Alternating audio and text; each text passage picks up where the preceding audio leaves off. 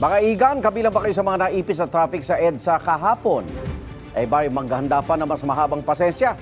Sabi kasi ng MMDA, lalampas pa sa mahigit 400,000 ang bilang ng mga sasakyan doon kada araw ngayong holiday season. Halos doble yan ng average daily traffic volume capacity na mahigit 200,000 dapat lang. At yan ang unang balita. Nakasama natin si Maris Umali.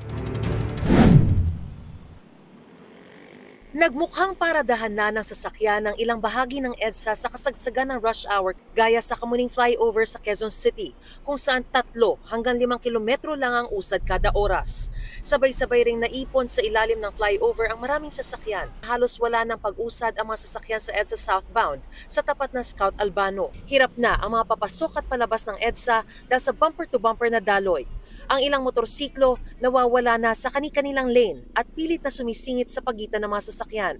Mabagal din ang galawan sa Skyway northbound at SLEX northbound patungong EDSA. Sa EDSA Magallanes patungong Ayala Avenue, may pag-usad naman pero nasa 10 kilometers per hour lang hanggang paakyat ng northbound ng Ayala Underpass. Ayon sa MMDA, umaabot sa 427,000 ang average daily traffic volume sa EDSA, gayong 250,000 lang ang kapasidad nito. At tuwing holiday season, tumataas pa yan ng 10 hanggang 20% o katumbas ng 40,000 hanggang 80,000 na sasakyan, lalo ngayong papalapit ang Pasko. Kaya kailangan magbaon ngayon ng napakahabang pasensya habang nasa kalsada. Maging kampante lang, makakauwi naman ng maayos sa pamilya. Kailangan tiyagain na lang tong traffic. Ginagawa ko na lang, may sounds akong konti para mawala po, maiibsan po yung ano. Yes po. Marami ang naglakad na lang dahil hirap makakuha ng masasakyan. Hassle po, ang hirap pong sumakay. Sobrang dahan-dahan lang yung takbo ng mga sasakyan.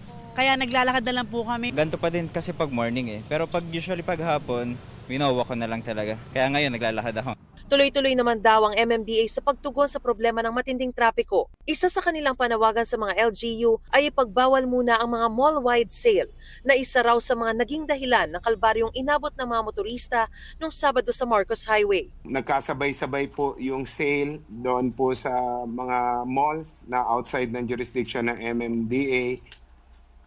Kung nyo po matatandaan, pinagbabawal po natin ang mall sale dito po sa Kamaynilaan. Hindi naman po natin pinagbabawal yung sale per store. Ang pinagbabawal lang natin ay yung mall-wide sale na kabuuan po ng mall ay lahat po ng stores ay may sale. At nag-agree po sila dyan dahil pag sobra rin po ang traffic, nawawala po yung foot traffic sa kanilang mga malls.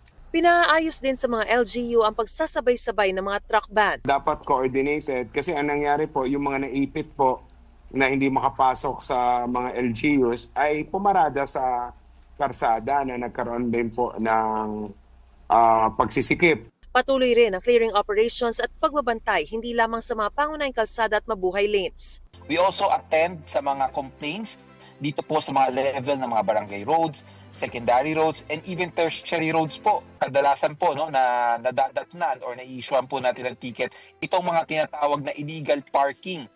Ito ang unang balita. Maris Umali para sa GMA Integrated News. Igan, mauna ka sa mga balita, mag-subscribe na sa GMA Integrated News sa YouTube para sa iba't ibang ulat sa ating bansa.